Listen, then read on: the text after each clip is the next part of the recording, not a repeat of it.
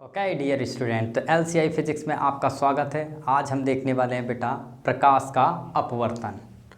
तो प्रकाश का अपवर्तन,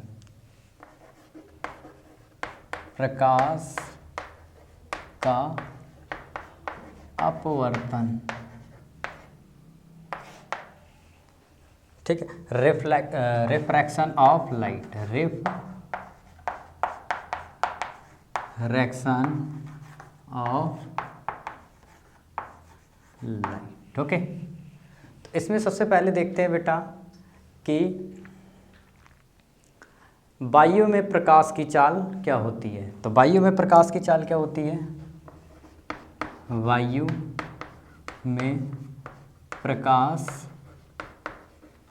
की चाल, तो वायु में प्रकाश की चाल क्या होती है बेटा? 3 × 10⁸ मीटर पर सेकेंड।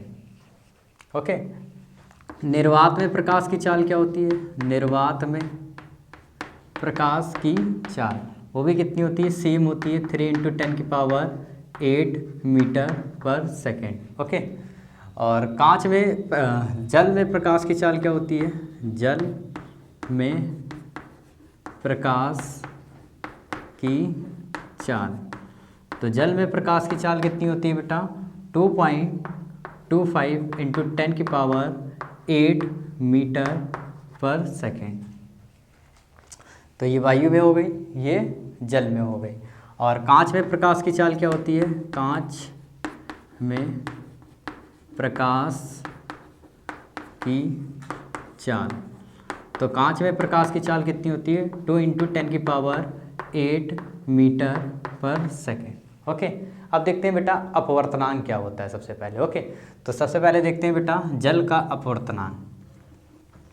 तो जल का अपवर्तनांक कितना होता है? जल का अपवर्तनांक,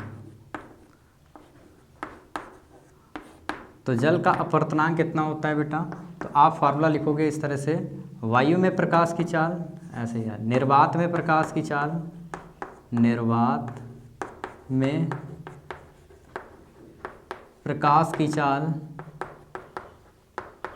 और डिवाइड कर दोगे बेटा, किस में निकालना है बेटा? जल का अपवर्तनांक निकालना है, तो जल में प्रकाश की चाल से डिवाइड कर दोगे। जल में प्रकाश की चाल, तो यहाँ पर निर्वात में प्रकाश की चाल कितनी है? 3 × 10⁸ मीटर पर सेकेंड। और जल में प्रकाश की चाल कितनी है बेटा? 2.25 × 10⁸ मीटर पर सेकेंड। इसको सॉल्व करते हैं, मीटर पर सेकेंड से मीटर पर सेकेंड क्या हो जाएगा? कैंसिल आउट हो जाएगा। और 10⁸ से 10⁸ भी क्या हो गया बेटा? कैंसिल आउट हो गया। यहाँ पर क्या बचा? 3 / 2.25। अब पॉइंट हटाओगे यहाँ से, 0 बढ़ा लो 2, तो इसको 5 से कट करते हैं, तो 5 × 4 = 20, 2 बचा, 5 × 5 = 25, 5 × 6 = 30, और 0, 5 × 9 = 45, और 5 × 1 = 5, 5 × 2 = 10, और 3 × 3 = 9, 3 × 4 = 12। तो ये सॉल्व होके कितना आ गया? 4/3। तो 4/3, तो जल का अपवर्तनांक कितना आ गया? 4/3। अब देखो इसको सिंबल से कैसे डिनोट करते हैं बेटा? इसको n सिंबल या म्यू सिंबल से डिनोट करते हैं। तो एनसीईआरटी में जनरली n सिंबल से डिनोट कर रखा है, तो हम n सिंबल से ही डिनोट करेंगे। ओके, तो n सिंबल से डिनोट कर दिया इसको। तो अपवर्तनांक को अब n सिंबल से डिनोट करेंगे। तो अपवर्तनांक बोला तो n सिंबल लिखोगे, ठीक है। किसका अपवर्तनांक? जल का अपवर्तनांक। तो जल को क्या कहते हैं? वाटर कहते हैं। क्या कहते हैं बेटा? वाटर। तो वाटर का W उठा लेते हैं, तो यहाँ पर इस तरह से लगा देते हैं। तो इसका मतलब क्या हो गया? जल का अपवर्तनांक, N फॉर अपवर्तनांक और W फॉर जल। ओके, तो जल का अपवर्तनांक आपका ये आ गया। ओके, अब देखते हैं बेटा कांच का अपवर्तनांक। तो कांच का अपवर्तनांक कितना होता है? तो यहाँ पर देख लेते हैं इसको, कांच का अपवर्तनांक। तो क्या करोगे? तो ऊपर क्या रखोगे? निर्वात में प्रकाश की चाल, निर्वात में प्रकाश की चाल, और डिवाइड किससे करोगे बेटा, कांच में प्रकाश की चाल से, कांच में प्रकाश की चाल से डिवाइड कर दें।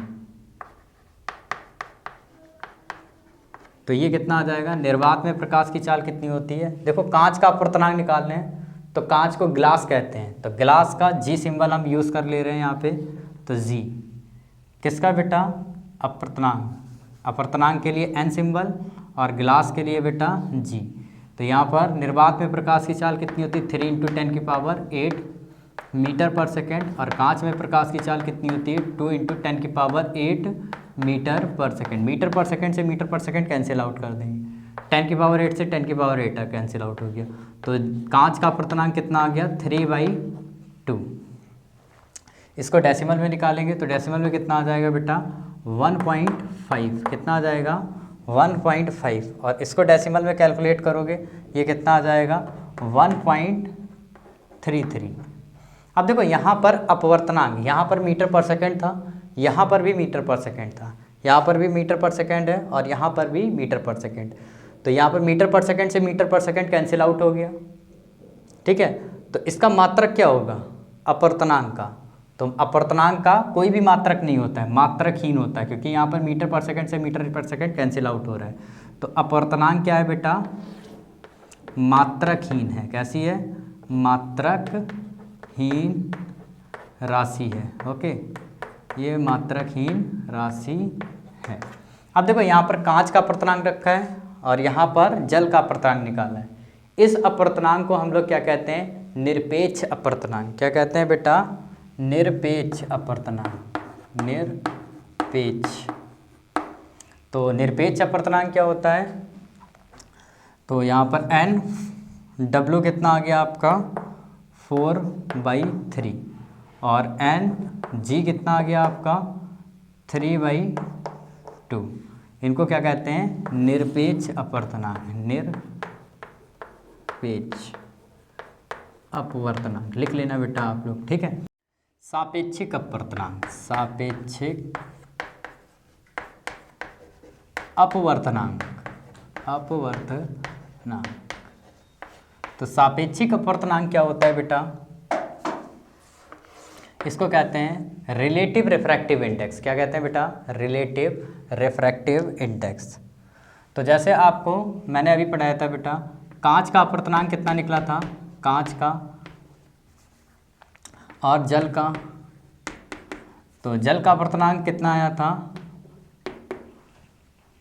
4/3, कितना आया था 4/3 यानी 1.33, और कांच का अपवर्तनांक कितना आया था, अभी कितना आया था बेटा 3/2, यानी इसका कितना आया था 1.5। तो ये जल का अपवर्तनांक है और ये कांच का अपवर्तनांक, इसको क्या कहते हैं, निरपेक्ष अपवर्तनांक। अब देखते हैं सापेक्षिक अपवर्तनांक। तो आपको जैसे जल के सापेक्ष कांच का अपवर्तनांक निकालना हो या कांच के सापेक्ष जल का अपवर्तनांक निकालना हो, तो अपवर्तनांक के लिए कौन सा सिंबल बताया बेटा, एन सिंबल यूज़ करते हैं, कौन सा, एन सिंबल। और किसका निकालने जा रहे हैं, जल का अपवर्तनांक निकालने जा रहे हैं, जल का, तो जल को डब्ल्यू सिंबल से, ओके, और कांच को जी सिंबल से, तो NWG लिखोगे। तो इसका मतलब क्या हो गया बेटा, जल कांच के सापेक्ष, कांच के सापेक्ष जल का अपवर्तनांक, जल का अपवर्तनांक,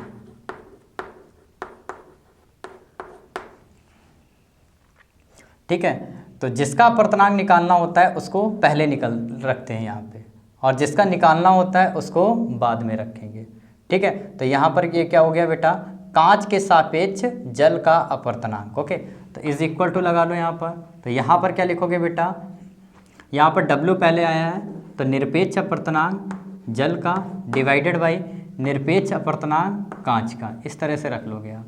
तो यहाँ पर वैल्यूज पुट कर देते हैं, तो NW कितना निकल के आया आपका 4/3, तो 4/3 यहाँ पर रख लेते हैं, डिवाइडेड बाई NG कितना निकल के आया 3/2, तो 3/2 यहाँ पे रख लेते हैं, ओके। तो यहाँ पर इसकी मल्टीप्लाई इससे होगी और इसकी मल्टीप्लाई इससे हो जाएगी। ओके, ये मेन लाइन है हमारी। तो यहाँ पर ये कितना आ जाएगा, 4 2 जा 8 और 3 3 जा 9। तो यहाँ पर कांच के सापेक्ष जल का अपर्तनांक कितना आ गया, 8/9। अब निकालते हैं बेटा कांच के सापेक्ष जल का अपर्तनांक। तो NGW, इसका मतलब क्या हुआ बेटा,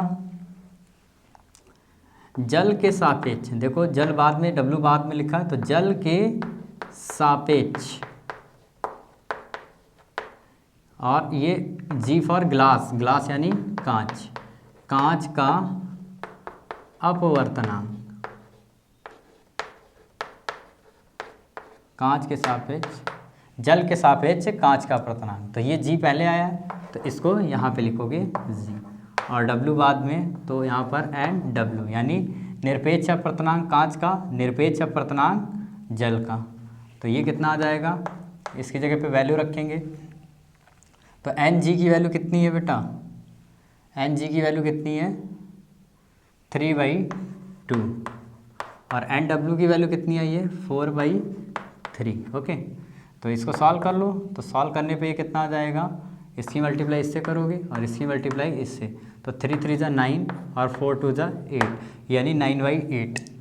ठीक है, तो इस तरह से आप सापेक्षिक अपवर्तनांक निकाल सकते हो। ओके, तो जल के सापेक्ष कांच का अपवर्तनांक कितना आया है, 9/8, और कांच के सापेक्ष जल का अपवर्तनांक कितना आया, 8/9। दोनों देख लो रिवर्स हैं। ओके, तो अब देखते हैं बेटा अपवर्तन द्वारा प्रतिबिंब का बनना। उससे पहले देखेंगे बेटा स्नेल्स लॉ क्या होता है थोड़ा सा। ओके, अब देखते हैं सघन माध्यम क्या होता है और विरल माध्यम क्या होता है। तो अभी मैंने आपको अपवर्तनांक के बारे में बताया बेटा। तो जैसे ये मान लिया एक लाइन है इस तरह से, नीचे क्या है बेटा, जल है,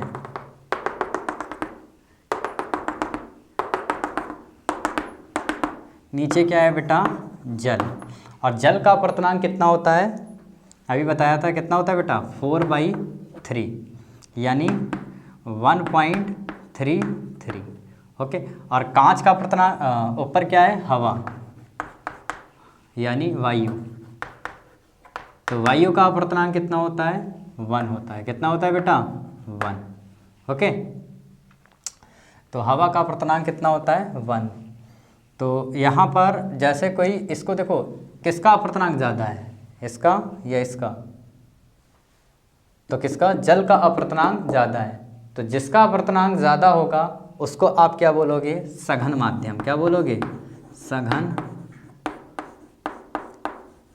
माध्यम। तो जल आपका क्या हो गया बेटा, सघन माध्यम, और वायु का अपवर्तनांक कम है तो इसको आप क्या बोलोगे, विरल माध्यम, विरल माध्यम। ओके, तो कोई अगर प्रकाश की किरण इस तरह से विरल माध्यम से सघन माध्यम में जाती है, विरल माध्यम से सघन माध्यम में जाती है, तो इसमें सबसे पहले हम लोग क्या बनाएंगे, अभिलंब बनाएंगे। तो अभिलंब कैसे बनाते हैं, तो ये हमारी क्या है बेटा, जल की सतह है। तो जल के सतह के परपेंडिकुलर इस तरह से एक लंबवत लाइन एज्यूम कर लो, ये हमारा क्या कहलाएगा बेटा, अभिलंब। क्या कहलाएगा, अभिलंब। और ये जो एंगल यहाँ पे बनना है इसको आई सिंबल से डिनोट करते हैं। इस एंगल को हम लोग क्या बोलेंगे, आपतन कोण। क्या बोलेंगे बेटा, आपतन कोण। अच्छा देखो, यहाँ पर अगर जल नहीं होता तो प्रकाश की चाल सीधी रेखा में चलती है, तो अगर जल नहीं होता तो प्रकाश की चाल कुछ इस तरह से सीधे चली जाती, इस तरह से सीधे निकल जाती है ऐसे। लेकिन होता क्या है बेटा, प्रकाश की चाल वायु में क्या होती है, अधिक, और कांच में जल में क्या होती है बेटा, कम। तो इस कारण ये लाइट क्या करती है, ये जो प्रकाश होता है अपना पाथ क्या कर लेता है बेटा, बदल लेता है, यानी अपना पथ क्या कर लेता है, बदल लेता है। तो यहाँ पर जब विरल माध्यम से सघन माध्यम में एंटर करेगी तो ये अभिलंब की तरफ क्या हो जाएगी बेटा, झुक जाएगी। तो ये अभिलंब की तरफ क्या हो जाएगी, झुक जाएगी। इस तरह से ये लाइट कुछ इस तरह से पाथ फॉलो करती हुई जाएगी। ओके, तो यहाँ पर ये जो एंगल बनेगा इसको आर सिंबल से डिनोट करेंगे। इसको कहेंगे, आर को क्या बोलोगे,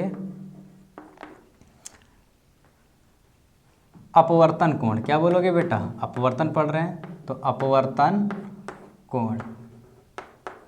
तो एंगल आई क्या हो गया, आपतन कोण, और एंगल आर क्या हो गया बेटा, अपवर्तन कोण। अब देखो यहाँ पर ये एंगल आई एंगल आर के बराबर नहीं होगा, क्योंकि यहाँ पर वर्टिकल लाइन तो इस तरह से ये एंगल आई और यहाँ से यहाँ तक जो एंगल बनता है वो बराबर होते हैं, ये शीर्षाभिमुख कोण कहलाते हैं। लेकिन ये एंगल और ये एंगल शीर्षाभिमुख कोण नहीं होंगे।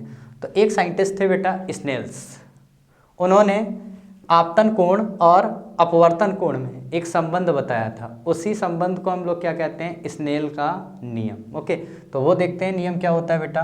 तो यहाँ पर जब लाइट यहाँ पे है, जहाँ से चली तो उसको μ1 कह रहे हैं, और जब जहाँ पर बाद में पहुँची लाइट तो उसको क्या कहते हैं बेटा, μ2 मान लिया कह रहे हैं। ठीक है, तो सॉरी n से डिनोट करते हैं तो n1, और इसको कितना कहेंगे बेटा, n2। ओके, तो n क्या है, n1 n2 क्या है आपके अपवर्तनांक है। ओके, तो यहाँ पर रिलेशन क्या बताया था, ये जो रिलेशन होगा μ1 sin i इज इक्वल होगा μ2 sin r, μ2 sin r।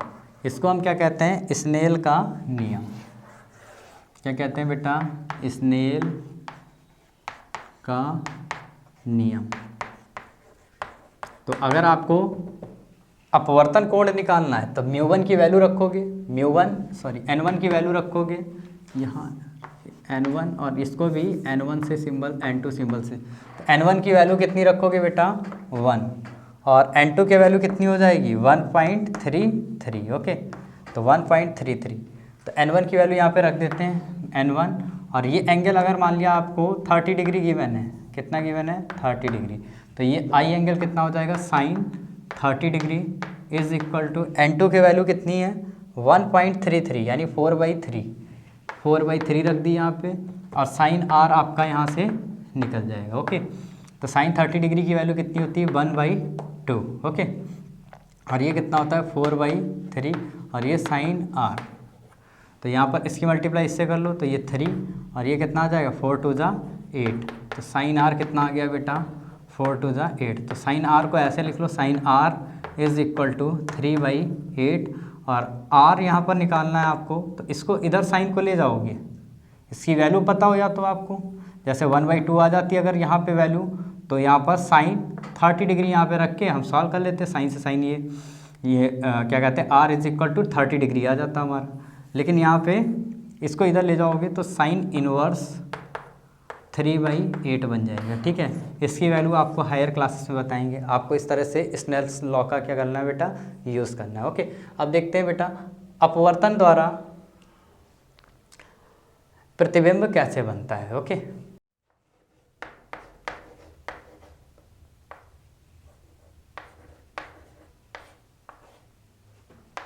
द्वारा प्रतिबिंब का बनना।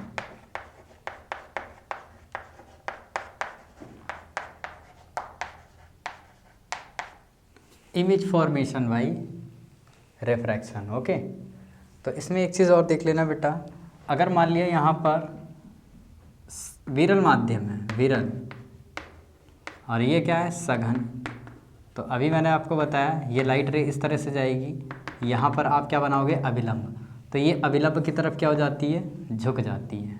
ठीक है, ये अभिलंब की तरफ क्या हो जाएगी बेटा, झुक जाएगी। और अगर मान लिया आपकी लाइट रे, आपकी प्रकाश की किरण सघन माध्यम से विरल माध्यम में जाती है, ये क्या हो गया बेटा, विरल, और ये सघन। ठीक है, तो यहाँ पर आप अभिलंब बनाओगे तो क्या होगा, यहाँ पे ये बेटा प्रकाश की किरण अगर यहाँ पर जल होता तो ये सीधे ऐसे निकल जाती, लेकिन नीचे क्या है बेटा, जल है, ऊपर क्या है, हवा है, तो ये क्या हो जाएगी, अपने पास से विचलित हो जाएगी। तो ये अविलंब से दूर भागेगी। तो इस तरह से ये लाइट रे जाएगी। ओके, प्रकाश की किरण अविलंब, ये देखो अविलंब की तरफ झुकना इसको कहते हैं। ये अविलंब से ऐसे जाना चाहिए था, तो ये क्या हो गई, अविलंब से दूर भाग गई। तो यहाँ पर ये जो एंगल बनना है इसको बोलोगे आप अपवर्तन कोण, और ये आपका आपतन कोण। ओके, तो अब देखते हैं प्रतिबिंब कैसे बनता है। ओके, तो यहाँ पर आप क्या करो, जैसे मान लिया ये जल है, नीचे क्या है बेटा, जल। तो आप डे टू डे लाइफ में क्या देखते होंगे कि किसी जैसे सिक्के को आप बाल्टी में डाल दो तो आप ऊपर से देखोगे, अगर उसमें जल भर दोगे तो सिक्का थोड़ा ऊपर दिखाई देगा। तो ऐसा क्यों होता है, तो इसके बारे में देखते हैं। ओके, आप लोग एक्सपेरिमेंट भी करके देखना घर पे। ओके, तो जैसे यहाँ पर एक सिक्का पड़ा हुआ है, ये है बेटा कॉइन।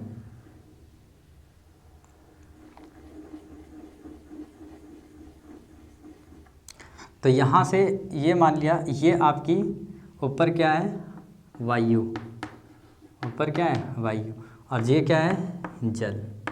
ओके, तो वायु का अपवर्तनांक कितना होता है बेटा, 1, और जल का अपवर्तनांक कितना होता है, ये बताया था 4/3, यानी 1.33। ओके, तो यहाँ पर कॉइन ये इस तरह से पड़ी है इसमें, तो ये कितनी सेंटीमीटर पे है, मान लिया 10 सेंटीमीटर पे है नीचे।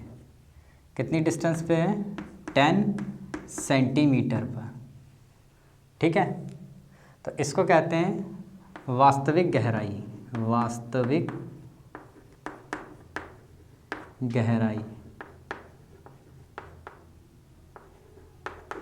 यानी एपरेंट डेप्थ। ओके, क्या कहते हैं, एपरेंट डेप्थ। तो यहाँ पर आपको पता है, मैंने बताया था आपको, अगर इस ऑब्जेक्ट को आपको देखना है, इस कॉइन को, इस वस्तु को देखना है आपको, तो इससे प्रकाश की किरणें निकलेंगी। समझ में आया? और आप यहाँ पे होगे एयर में, आपकी जो आँख होगी वो कहाँ होगी, हवा में होगी। ओके, तो इससे प्रकाश की किरणें निकलेंगी। मान लिया एक प्रकाश की किरण ऐसे जाती है, तो ये तो यहाँ पर अभिलंब बनाओगे, तो अगर प्रकाश की किरण अभिलंब की तरफ आएगी तो वो किधर भी नहीं झुकेगी, ना अविलंब से दूर ना अविलंब किधर, अविलंब की ओर ही इस तरह से ही सीधे चली जाएगी। ठीक है, अगर मान लिया ये प्रकाश की किरण, और भी बहुत सारी प्रकाश की किरण बना सकते हो। एक प्रकाश की किरण इस तरह से बना लो, और एक प्रकाश की किरण इस तरह से बना लेते हैं। तो यहाँ पर क्या होगा बेटा, इसके लिए आप क्या करोगे, एक इस तरह से अभिलंब बनाओगे। तो यहाँ पर अगर पानी जल होता तो ये प्रकाश की किरण सीधे चली जाती, लेकिन यहाँ पर जल है, यहाँ पर क्या है बेटा, हवा। तो यहाँ पर प्रकाश की किरण इधर जाने के बजाय क्या होगी बेटा, ये अविलंब से दूर भाग जाएगी। अभी बताया था बेटा, अविलंब से दूर भाग जाएगी, तो ये इस तरह से बेंड हो जाएगी। समझ में आया? तो ऐसे ही यहाँ पर आप अविलंब बना लो, तो ये भी क्या होगी, अविलंब से दूर भाग जाएगी। तो जाना इसको ऐसे चाहिए था, लेकिन ये अविलंब, ये हमारा है, ये क्या है, अविलंब, और ये इस तरह से दूर भाग जाएगी। अब मान लिया आपकी यहाँ पे क्या है बेटा, आई। तो मैंने आपको बताया कि ये जो आँख होती है वो किससे कनेक्ट होती है बेटा, दिमाग से। किससे बेटा, दिमाग से, यानी ब्रेन से कनेक्ट होती है। अब ये हमारी आँखों में लाइट रे आके हिट हुई, तो आँख और ब्रेन मिलके क्या कैलकुलेट करते हैं कि इनको पीछे की तरफ एक्सटेंड करें, इनको पीछे की तरफ एक्सटेंड करें, तो ये कहाँ पे मिलती हैं जाके, तो वहीं पर आपको क्या दिखाई पड़ेगी, ये वाली वस्तु दिखाई पड़ेगी। तो इनको पीछे की तरफ एक्सटेंड करोगे, पीछे की तरफ विस्तृत करोगे इस तरह से, ठीक है, इस तरह से विस्तृत करोगे तो ये आपको सिक्का कहाँ दिखाई देगा, यहाँ पर दिखाई देगा। ठीक है, तो ये क्या है बेटा, वस्तु है, और ये इसके क्या कहलाएगी, प्रतिबिंब। क्या कहलाएगा बेटा, प्रतिबिंब। अब ये कितनी डिस्टेंस पे दिखाई देगा, इसको निकालना है। तो एक मैं फॉर्मूला आपको बताता हूँ ऐसे। तो हाइट किसकी बेटा, प्रतिबिंब की, डिवाइडेड बाई इमेज, इमेज यानी प्रतिबिंब, हाइट ऑफ ऑब्जेक्ट यानी वस्तु की। तो यहाँ पर μ2 अपॉन μ1। अब एक इस फॉर्मूले में आपको ये चीज़ ध्यान रखनी है कि μ1 किसको लोगे और μ2 किसको लोगे। तो जहाँ से प्रकाश की किरण चलती है, तो यहाँ पर पानी में कॉइन रखी है, तो पानी से प्रकाश की किरण चल रही है, तो इसको क्या लोगे बेटा, μ1। और बाद में कहाँ पे प्रकाश की किरण पहुँचती है, हवा में प्रकाश की किरण पहुँचती है, तो उसको क्या लोगे, μ2 लोगे। तो यहाँ पे क्या हो गया, μ2 हो गया। तो μ1 की वैल्यू कितनी है, इसको n1 सिंबल से नोट करते हो तो n1 नोट कर लेना, ठीक है, इसको n2। तो n1 की वैल्यू कितनी है, 4/3, और n2 की वैल्यू कितनी है बेटा, 1। यहाँ पे रख देते हैं। और हाइट कितनी है, 10 सेंटीमीटर। ओके, तो यहाँ पर तो रखते हैं बेटा 10, और ये कितना आ जाएगा, μ2 कितना है, 1, और μ1 कितना है, 4/3। तो इसको यहाँ पे मल्टीप्लाई करोगे तो ये कितना आ जाएगा, height of image divided by 10, ये 3/4 आ रहा है। तो इसको मल्टीप्लाई करो इधर, तो यहाँ पर ये कितना आ जाएगा, 30 डिवाइडेड बाई 4। इसको डिवाइड कर लो तो हाइट ऑफ इमेज कितनी आ जाएगी, तो 4 से 30 को डिवाइड करो तो 4 7 जा 28, यहाँ पर कितना बचा, 2, पॉइंट लगाओगे 0, 4 5 जा 20, यानी 7.5 सेंटीमीटर ऊपर आपको ये प्रतिबिंब दिखाई पड़ेगा। तो यहाँ से इस सरफेस से, वाटर की सतह से ये कितनी सेंटीमीटर पे दिखाई पड़ेगा, 7.5 सेंटीमीटर दिखाई पड़ेगा।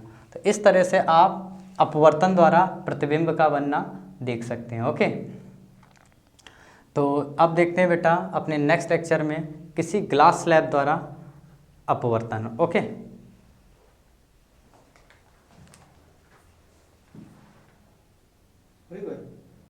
अब देखते हैं बेटा कांच के आयताकार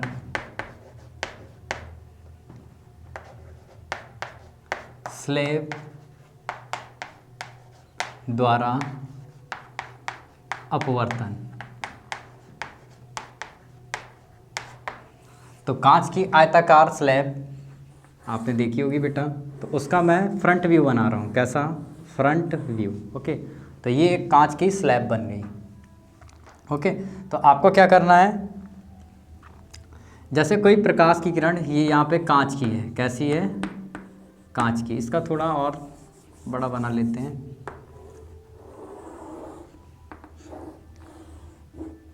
तो अगर प्रकाश की किरण इस पे इस तरह से हिट करती है आके, ठीक है, तो इस तरह से हिट करती है, तो यहाँ पर क्या है, वायु यानी एयर है। ओके, तो यहाँ पर ये क्या है, कांच। तो यहाँ पर आप क्या बनाओगे बेटा, सबसे पहले अभिलंब बनाओगे, क्योंकि माध्यम चेंज हो गया आपका, तो आपने क्या बना लिया यहाँ पे, अभिलंब। तो यहाँ पर अभिलंब के साथ ये जो एंगल बनेगा, इसको आप क्या बोलोगे, आपतन कोण। तो ये क्या करेगी बेटा, या ये वायु का रिफ्रैक्टिव इंडेक्स कितना होता है, अपवर्तनांक कितना होता है, 1, और कांच का कितना होता है, बताया था 1.5। तो किसका ज़्यादा है, कांच का ज़्यादा है, तो इसको क्या बोलोगे, सघन माध्यम, और इसको क्या बोलोगे, विरल। तो मैंने आपको बताया था बेटा, जब प्रकाश की किरण विरल माध्यम से सघन माध्यम में जाती है, तो वो अभिलंब की तरफ क्या हो जाती है, झुक जाती है। ठीक है, तो प्रकाश की किरण को जाना कैसे चाहिए था, ऐसे सीधे, लेकिन यहाँ पर कांच होने के कारण ये प्रकाश की किरण किस तरह से, इस तरह से अभिलंब की तरफ क्या हो गई बेटा, ये अभिलंब है, अभिलंब की तरफ झुक गई। ओके, तो यहाँ पर हिट किया के, यहाँ पर एक एंगल बनना है अभिलंब के साथ, इसको क्या बोलोगे, अपवर्तन कोण। इसको R1 सिंबल से डिनोट कर ले रहे हैं, किस सिंबल से, R1। ओके, अब यहाँ पर प्रकाश की किरण आ गई। अब देखते हैं बच्चा यहाँ पे, यहाँ पर भी अभिलंब बना लेते हैं इस तरह से। अब ये प्रकाश की किरण अभी किस में है, कांच में है, कांच में। अब ये किस में आना चाह रही है, हवा में। किस में बेटा, वायु में। ओके, तो एयर में आएगी तो क्या होगा बेटा, तो ये इस तरह से सीधे जानी चाहिए थी, इसको किस तरह से जानी चाहिए थी, सीधे इस तरह से इसको जाना चाहिए था। लेकिन ये क्या होगी, ये अविलंब से अब दूर भाग जाएगी, क्योंकि सघन माध्यम से अब विरल माध्यम में आपकी ये प्रकाश की किरण आ रही है। तो ये क्या हो जाएगी, अविलंब से दूर चली जाएगी। तो ये इस तरह से अविलंब से दूर चली गई। ठीक है, तो यहाँ पर ये जो कोण बनना है, इसको हम ई सिंबल से डिनोट कर रहे हैं। किस सिंबल से बेटा, ई सिंबल से। इसको कहते हैं निर्गत कोण। क्या कहते हैं, निर्गत कोण, यानी emergent angle. E for emergent angle. Okay, और यहाँ पर ये जो एंगल है, इसको आप R2 सिंबल से डिनोट कर लो। कितना बेटा, R2। ओके, तो सबसे पहले R1 और R2 में रिलेशन देखते हैं। तो ये कोण, ये आपकी एक लाइन है इस तरह से, और ये एंगल कितना बनना है, R1, और ये एंगल कितना बनना है, R2। तो मैथमेटिक्स के अकॉर्डिंग ये दोनों क्या होंगे, बराबर होंगे। तो angle R1 is equal to क्या होगा, एंगल R2। ये दोनों क्या होंगे, बराबर होंगे। अब यहाँ से यहाँ तक बेटा स्नेल्स का नियम लगाते हैं। तो स्नेल्स का नियम लगाओगे तो यहाँ का रिफ्रैक्टिव इंडेक्स N1 और इसको N2 बोल लो। ठीक है, तो यहाँ पर एयर बोल लो। ठीक है, तो यहाँ पर n air multiply by sine i, ये कितना आ जाएगा, sine I is equal to, ये यहाँ पर यहाँ का रिफ्रैक्टिव इंडेक्स एन जी, और यहाँ पर ये एंगल कितना रहेगा, साइन R1। ओके, ये प्रथम इक्वेशन ऐसे बना लो इसको। यहाँ से यहाँ तक स्नेल्स लॉ लगाते हैं। तो यहाँ पे ये क्या, कांच है, और कांच का रिफ्रैक्टिव इंडेक्स कितना है, 1.5। ठीक है, तो यहाँ पर ये कैसा हो जाएगा, तो इसको लिखोगे बेटा एन कांच यानी ग्लास मल्टीप्लाई बाई साइन, ये एंगल कितना है, ये एंगल कितना है, R2। ओके, तो ये R2 हो गया, इज इक्वल टू, अब यहाँ पर क्या है, वायु है, तो वायु का अपवर्तनांक यहाँ पे रखोगे तो एन एयर मल्टीप्लाई बाई ये एंगल कितना है बेटा, साइन ई, कितना है बेटा, साइन ई। ओके, अब देखो यहाँ पर R1 और R2 क्या है, बराबर है। तो हम क्या करेंगे, यहाँ पर R2 की जगह पे क्या रख देंगे, R1। ठीक है, तो n g sine R1 is equal to n a sine e. ठीक है, तो देखो यहाँ पर इक्वेशन फर्स्ट को भी ऐसे ही लिख लेते हैं। तो यहाँ पर एन जी और ये कितना है, sign R1 is equal to, यहाँ पर क्या है, एन एयर और साइन आई। अब देखो ये पार्ट इसके इक्वल है, तो ये पार्ट भी किसके इक्वल आना चाहिए, इसके इक्वल आना चाहिए। तो हम क्या करेंगे, यहाँ पे एन ए साइन आई किसके बराबर कर देंगे, एन ए साइन ई के बराबर। ठीक है, तो यहाँ पर एक रिलेशन आ गया,